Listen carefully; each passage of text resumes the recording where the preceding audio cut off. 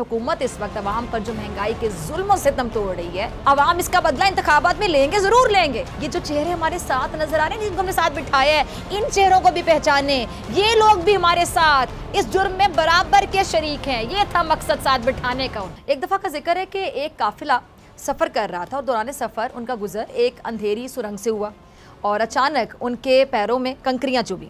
अच्छा, इस काफ़िले में शामिल कुछ लोगों ने इस ख्याल से उन चुभने वाली कंकरियों को या चीज़ों को ये समझकर उठा लिया कि हमें इससे अगर तकलीफ़ पहुंची है और किसी और को भी इससे तकलीफ़ ना पहुंचे तो उनको कोई परेशानी ना हो, नेकी की नीयत से यानी नेकी की खातिर उठाकर उन्होंने कंकरियाँ अपने पास रख ली। अच्छा, कुछ लोगों ने ज़्यादा कंकरियाँ उठा ली ताकि ज़्यादा नेकी हासिल कर सकें, कुछ ने कम, और कुछ लोग इस काफ़िले में ऐसे भी थे उन्होंने बिल्कुल भी कंकरियाँ उठाने की ज़हमत नहीं की। अच्छा, जब काफ़िले के लोग सुरंग से बाहर निकले तो वो सब देखकर बहुत हैरान हो गए कि जो कुछ उन्होंने कंकरियाँ समझकर उठाया था वो कंकरियाँ नहीं थी, बल्कि बहुत कीमती हीरे थे। जिन्होंने ज़्यादा उठाई, ज़ाहिरी बात है वो लोग माला माल हो गए, उनकी खुशी की इंतहा ना थी। जिन्होंने कम उठाई वो पछता रहे थे कि ज़्यादा क्यों नहीं उठाई, और जिन्होंने बिल्कुल नहीं उठाई वो सर पकड़े बैठे थे और अफसोस कर रहे थे कि काश हमने भी कुछ उठाया होता। चलो, अब एक बार पे गौर कीजिएगा आगे बढ़ने से पहले कि उन्होंने कंकरियाँ उठाई थी इस नीयत से कि कंकरियाँ हमारे पाँव में चुभी हैं तो किसी और के पाँव में ना चुभें। यानी नीयत क्या थी? नेकी, किसी को मुश्किल से बचाना, किसी में आसानी तकसीम करना, जिस मुश्किल से, जिस तकलीफ़ से, जिस अज़ियत से खुद गुजरे उससे दूसरे को बचाना, ये नीयत थी। ये नहीं पता था कि वो हीरे थे, कीमती हीरे थे, वो कंकरियाँ समझ के उठाई गई और बाद में वो हीरे निकले। ये उस नेकी का सिला था जो उनको मिला। अच्छा, अब इसी तरह ज़िंदगी एक अंधेरी सुरंग समझ लें। नेकी इन कंकरियों की तरह जो बज़ाहिर मुश्किल लगती है लेकिन उसका अजर, उसका सिला बहुत ज़्यादा होता है, कभी कभार बहुत जल्दी मिल जाता है, ज़्यादा इंतज़ार भी नहीं करना पड़ता। अच्छा, इमरान खान साहब अपनी कौम को अजीम कौम बनाने के लिए अगर मैं कहूँ कि कांटों भरी सुरंग से गुजर रहे हैं तो आप अग्री करेंगे। रास्ते में बहुत सी रुकावटें हैं, बहुत से कांटे हैं जिनको वो चुन रहे हैं, इस बात से भी आप अग्री करेंगे, क्योंकि कल को यही जो रुकावटें हैं, यही जो कांटों भरे रास्ते, ये हीरे भी तो साबित हो सकते हैं ना।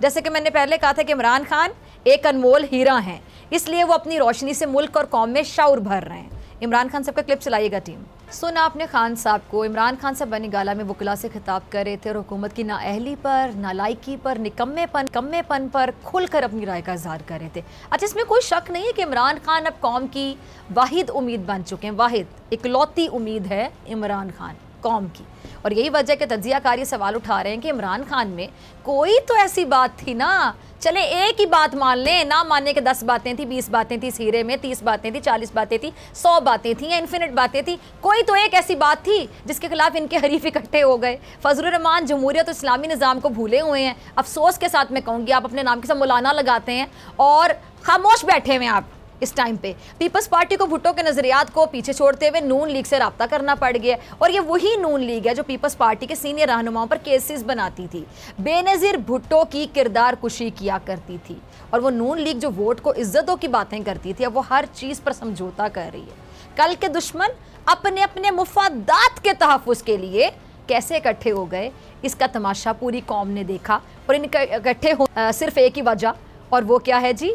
इस बंदे को हराना है जिसका नाम है इमरान खान, क्योंकि वो अपनी आवाम को सच का रास्ता दिखा रहे हैं। और दूसरी जानिब मरियम औरंगज़ेब साहिबा हैं, वज़ीरे इत्तलात का ओहदा उनके पास है लेकिन वो कभी दुरुस्त इत्तला आवाम को नहीं देती हैं। ये भी तो हैरत की बात है ना। देखिएगा, सुनिएगा, फिर बाकी बात मैं करती हूँ जी। तो सुना आपने मरियम औरंगज़ेब साहिबा को। आवाम को ट्रक की बत्ती के पीछे लगाने का काम नून लीग से बेहतर कोई नहीं कर सकता, और अब ये काम बाखूबी मरियम औरंगज़ेब साहिबा अंजाम दे रही हैं।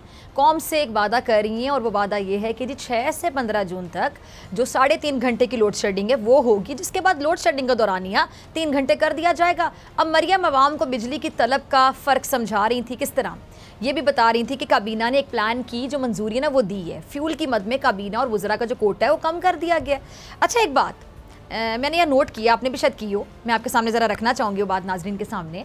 मरियम औरंगज़ेब साहिबा क्या हैं? वज़ीरे इत्तलात हैं, ठीक है। और कोई भी काबीना का फैसला हो उस पर ब्रीफ करना किनका काम है? इन्हीं का काम है, मरियम औरंगज़ेब साहिबा का काम है, और किसी का काम नहीं है। लेकिन मरियम औरंगज़ेब साहिबा ने अपने साथ पीपल्स पार्टी और MKM के लोग भी बिठाए हुए थे। क्यों बिठाए हुए थे ज़रा आप बताइएगा नाज़रीन, सोचिए ज़रा मेरे जवाब देने से पहले। अच्छा मैं बताती हूँ, शायद इसलिए बिठाए हुए थे, बल्कि शायद नहीं यकीनन बिठाए हुए थे कि जैसे ज़बरदस्ती उन्हें यहाँ बिठाया गया हो और उन्होंने कोई बात यानी करनी है नहीं करनी, सिर्फ नून लीग वाले अपने इत्तेहादियों के चेहरे दिखा रहे थे और इसकी वजह सिर्फ ये थी कि नून लीग वाले आवाम को ये बता सकें, जो कि वो बताना चाह रहे थे। अपनी तरफ से उन्होंने बताया भी कि बिजली पेट्रोल महंगाई में इजाफा करने के जिम्मेदार सिर्फ हम नहीं हैं, यानी नून लीग वाले नहीं हैं, बल्कि ये चेहरे, इनको भी देखें, ये तमाम जो इत्तेहादी हैं इसमें बराबर के शरीक हैं। यानी सादा लफ्ज़ों में अगर मैं बताऊं तो वो ये कि हुकूमत इस वक्त आवाम पर जो महंगाई के जुल्म से तम तोड़ रही है, उसे पता है कि ये जुल्म है, आवाम इसका बदला इंतखाबात में लेंगे, ज़रूर लेंगे। इसलिए लोग बता रहे हैं कि हम ही नहीं, ये जो चेहरे हमारे साथ नजर आ रहे हैं, जिनको हमने साथ बिठाया है, इन चेहरों को भी पहचाने, ये लोग भी हमारे साथ इस जुर्म में बराबर के शरीक हैं। ये था मकसद साथ बिठाने का। यानी नून लीग का हाल वो है कि जी हम तो डूबे हैं सनम, तुम्हें भी ले डूबेंगे। अच्छा, हमाद अजहर साहब कुछ कह रहे हैं, कुछ फरमा रहे हैं, उनका क्लिप भी ज़रा चलाइएगा टीम ना आपने हमाद अजहर साहब को। हमाद अजहर साहब क्या कह रहे हैं कि जी मुत्तहिदा हुकूमत ने मुल्क की खुददारी और कौमी सलामती को दाव पर लगाकर ये जो हुकूमत है वो हासिल किया। अब इसी तरह हुकूमत तवानाई और मुआशी सिक्योरिटी के साथ भी खिलवाड़ कर रही है, इसलिए आम इंतखाबात की तरफ जाकर अगर इस मुल्क को इस्तेकाम ना दिया गया तो बहुत देर हो जाएगी। अच्छा, मैं हमाद अजहर साहब की इस बात से अग्रीड हूँ, मुतफिक हूँ, क्योंकि हुकूमत रोज़ कोई ना कोई ब्लंडर करती है। अब आप हुकूमत का एक और नया जो ब्लंडर है या बदनीयती है वो ज़रा मुलाहिज़ा कीजिएगा कि एक तरफ ये लोग कहते हैं कि हमारे पास मुल्क चलाने के लिए क्या नहीं है, पैसे नहीं है, इनके पास तो जहर खाने के लिए भी पैसे नहीं है, वैसे कहते हैं हमारा ख़जाना खाली है। लेकिन साथ ही आप सितम देखिए, जुल्म देखिए, ज़्यादती की हद देखिए कि एक तरफ हज इतना महंगा कर दिया गया कि मिडिल क्लास तबके का हज अदा करना तकरीबन अगर मैं कहूँ कि नामुमकिन हो गया तो गलत नहीं होगा। लेकिन हुकूमत इसके बावजूद आवाम का तेल निकालने का कोई मौका हाथ से जाने नहीं देती है। अब सितम देखिए कि क्या ये कौम से मजाक नहीं है कि एक तरफ गरीब आवाम के लिए हज जैसी इबादत को मुश्किल बना दिया जाए और दूसरी जानिब हुकूमत सरकारी अफसरान और हुकाम को सरकारी खर्चे पर हज पर भेज रही है। ये क्या चल रहा है, कोई बताएगा? खबर सुनिए ज़रा। वजारत मजहबी अमूर और बैनुल मज़ाहिब हमांगी ने आइंदा जो हज है उसके लिए वजारत मजहबी अमूर से 200 अफसरान और हुकाम की फहरिस्त को हतमी शक्ल दे दी है। सिर्फ वज़ीर के दफ्तर से 5 ड्राइवर्स, 4 गन मैन, 1 बावर्ची और इसके अलावा जो 11 पर्सनल सेक्रेटरीज़ हैं वो मावनीन समेत 35 एहलकारों के नाम शामिल किए गए हैं। वज़ीर मजहबी अमूर खुद भी हज अदा करेंगे। इस हवाले से फिर इसको हतमी शक्ल दी जा चुकी है। अच्छा, हुकूमत की जानिब से कहा जा रहा है कि जी मुंतखब जो अफसरान हैं, एहलकार हैं, आज़मीन हज को मतलूबा खिदमात फ़राहम करेंगे। और इस हवाले से वज़ीर आज़म के फोकल पर्सन बराए डिजिटल मीडिया अबू बकर उमर ने अपने बयान में कहा है कि वज़ीर आज़म पाकिस्तान ने वजारत मजहबी अमूर से इस खबर पर वजाहत तलब की है। फोकल पर्सन का ये कहना था कि हजाज की मदद के लिए मामूल के मुताबिक वजारत मजहबी अमूर का कुछ अमला रवाना किया जाता है, लेकिन इस खबर से मुख्तलिफ तासुर मिल रहा है जिसकी वजाहत तलब की गई। अच्छा, अब दूसरी जानिब वजारत मजहबी अमूर की जानिब से खबर की तरदीद करते हुए ये कहा गया है कि सऊदी हुकूमत की हिदायत के मुताबिक जो कुल मुल्की कोटा है उसका 1% फलाही अमला जो है वो सऊदी अरब रवाना करना लाजमी है। वजारत की जानिब से खबर को गुमराह कुन करार देते हुए वाज़ेह किया गया है कि ये अमला अहले वतन को सहूलियात की फराहमी और रहनुमाई के लिए मुतय्यन किया जाता है और ऐसा कई दहाइयों से किया जा रहा है। अब नाज़रीन, सारा मामला आपके सामने मैंने रख दिया है। हुकूमत इस हवाले से मुख्तलिफ बहाने तराश रही है। मैं तो इस सारी कहानी में एक किरदार को ढूंढ रही हूँ, पता है वो कौन है? फजलुर रहमान साहब। फजलुर रहमान साहब नाम तो सुना होगा आप लोगों ने, फजलुर रहमान साहब, मौलाना फजलुर रहमान साहब। कहाँ है वो? कहाँ है मौलाना फजलुर रहमान साहब? आप किधर हैं? ना आप हज महंगा होने पर कोई बयान दे रहे हैं और ना ही अब सरकारी अफसरान को हज करवाने के मामले पर आप कुछ बोलने को तैयार हैं। अब जहाँ हुकूमत हज जैसे मुकद्दस फरीज़े पर अवाम से बाकायदा धोखा कर रही है, इस पर मौलाना फजलुर रहमान साहब चुप का रोज़ा रखे हुए हैं। मौलाना फजलुर रहमान साहब, आप सिर्फ 4 वजारतों के लालच में अपने ज़मीर का सौदा कैसे कर सकते हैं? आपका बेटा हुकूमत का हिस्सा है क्या? सिर्फ इस डर से आप अपना मुँह नहीं खोल रहे हैं? और मौलाना साहब, यही सब अगर इमरान खान के दौरे हुकूमत में होता तो क्या होता? आप फ़ौरन मिनटों का इंतज़ार भी ना करते, प्रेस कॉन्फ्रेंस के लिए दौड़े चले आते। आप इमरान खान की हुकूमत में महंगाई पर रोज़ मीडिया पर आकर बाकायदा वावेला करते थे, रोला मचाते थे, शोर मचाते थे, वावेला करते नहीं थकते थे। आप इमरान खान की पॉलिसीज़ को अवाम दुश्मन कहा करते थे ना नाजरीन। यही मौलाना फजलुर रहमान साहब, आप ये भी कहा करते थे कि इमरान खान की हुकूमत के खिलाफ जहाद इसलिए ज़रूरी है, जहाद कि गरीब आदमी मर रहा है बेचारा। और रोज़ ये इल्ज़ाम लगाते थे कि हुकूमत IMF के आगे बिक चुकी है। अब आपकी हुकूमत है जो बिकी है या ग़ुलामी में चली गई है, दूसरों को यहूदी एजेंट होने के फतवे देने वालों को अब क्या कहा जाए? मेरा मौलाना साहब से सिर्फ एक ये सवाल है कि अब कहाँ गया अवाम के लिए आपका जो लिहाज, आपकी मुरव्वत, आपकी खामोशी बता रही है कि माजरत के साथ आप पहले झूठ बोलते थे। मौलाना फजल रहमान साहब, मिफ्ता इस्माइल साहब चीख चीख कर ये बता रहे हैं कि IMF के हाथों मजबूर होकर हमें महंगाई करनी पड़ रही है। अब फजल रहमान साहब आप इनसे क्यों नहीं पूछ रहे हैं? मेरा आपसे सवाल है, अब क्यों ये जो IMF के कहने पर लोगों पर जुल्म के पहाड़ तोड़े जा रहे हैं, आप क्यों नहीं पूछ रहे हैं? क्या PTI का IMF की बात मानना हराम था और आपकी हुकूमत की तरफ से IMF की ताबेदारी करना हलाल हो गया? आप ये सवाल क्यों नहीं उठा रहे हैं कि मिफ्ता साहब और पूरी नून लीग IMF की गुलामी क्यों कर रही है? आप क्यों खामोश हैं मौलाना साहब? मेरा आपसे सवाल है। आप इसलिए शायद खामोश है क्योंकि आपको 4 वजारतें मिल गई। अब हुकूमत मुसलसल वक्फे से अवाम पर कभी पेट्रोल बॉम्ब गिराती है, कभी बिजली की कीमतें बढ़ाकर अवाम को झटकों पर झटके देती चली जा रही है, लेकिन आप एक लफ्ज़ बोलने को तैयार नहीं है। ये कौम अब आपकी नहीं रही। क्या अवाम के लिए जो दर्द उठता था दिल में, सीने में, प्रेस कॉन्फ्रेंस करने चले आते थे आप इमरान खान पर तनकीद करने के लिए, PTI पर तनकीद करने के लिए, अब वो जो दर्द है दिल में वो नहीं दुख रहा कौम के लिए, अवाम के लिए नहीं, वो जो दर्द है वो उठ रहा, वो मेरे ख्याल से नहीं उठ रहा।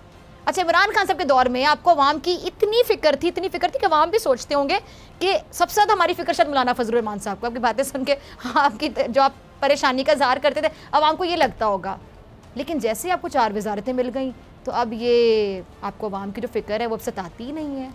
अब आपको अवाम का कोई दर्द नज़र ही नहीं आता, दिखाई नहीं देता, सुनाई नहीं देती अवाम की चीखें। ये 4 वजारतें मिलने के बाद मतलब इतनी बड़ी तब्दीली आ जाती है। यानी 4 वजारतें बड़ी चीज़ है, मानना पड़ेगा कि सारे दुख, दर्द, परेशानियाँ जो आपके दिल में किसी के लिए उठती हैं, बेचैनी, वो सब ख़त्म हो जाती है 4 वजारतें लेके। ये बात समझ आइए। अच्छा, इमरान खान साहब के दौर में आप अवाम के हमदर्द बहुत ज़्यादा थे, आपकी हमदर्दी ख़त्म हो गई और फजल रहमान साहब तो यहाँ तक कहा करते थे कि जी इतने उलमाए कराम ने इमरान खान की हुकूमत के ख़िलाफ़ फतवे दे दिए हैं कि ये तो नाजायज़ हुकूमत है, इसको चले जाना चाहिए, जितनी जल्दी चले जाए उतनी अच्छी बात है क्योंकि इसने अवाम का जीना मुश्किल कर दिया। लेकिन अब इस बढ़ती महंगाई पर आपको फतवे आना बंद हो गए हैं। अवाम बिलख रही है मौलाना साहब, परेशान है। पेट्रोल की कीमतें पता है कहाँ से कहाँ पहुँच गई हैं, IMF के कहने पर बिजली के रेट कहाँ से कहाँ पहुँच गए हैं। लेकिन अब वो उलमा मौलाना साहब आपसे कुछ नहीं कह रहे। मैं उन पे भी हैरान हूँ कि आप इस हुकूमत के खिलाफ बाहर निकल के एहतजाज करें ना, जहाद करें ना। अगर आप फजल रहमान साहब बुरा ना मनाएं तो मैं आपको आपकी पुरानी बातें याद करवाना चाहूँगी, क्योंकि आप PDM के सरबराह थे तो कोई इकट्ठा करना आपने शुरू किया था और आपने किया था सबको इकट्ठा, इसीलिए आपको याद करवाना ज़रूरी है ताकि अवाम को भी पता चले कि क्या आप वाकई इस मुल्क के लिए, अवाम के लिए दर्द रखते हैं, तकलीफ़ होती थी आपको अवाम की परेशानी पे या फिर नहीं होती थी। क्लिप होकर सर चलाइएगा टीम।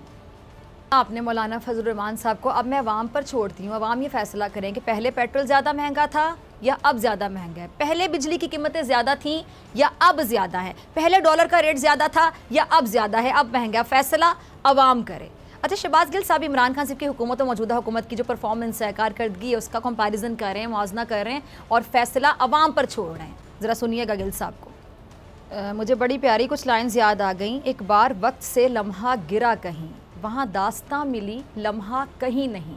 मेरे ख्याल से अब ये लम्हों की गेम है, एक एक लम्हे की कदर को जानिए, वक्त को ज़ाया ना कीजिए। जितनी जल्दी इस मुल्क में इंतखाबात हो जाएंगे, इलेक्शन हो जाएंगे तो शायद कुछ फ़ायदा हो जाए, वरना आवाम तो अब चीखने पर चिल्लाने पर आ गई और कह चुकी है महंगाई से तंग आके कि बस करें, अब ऐसे नहीं चलेगा।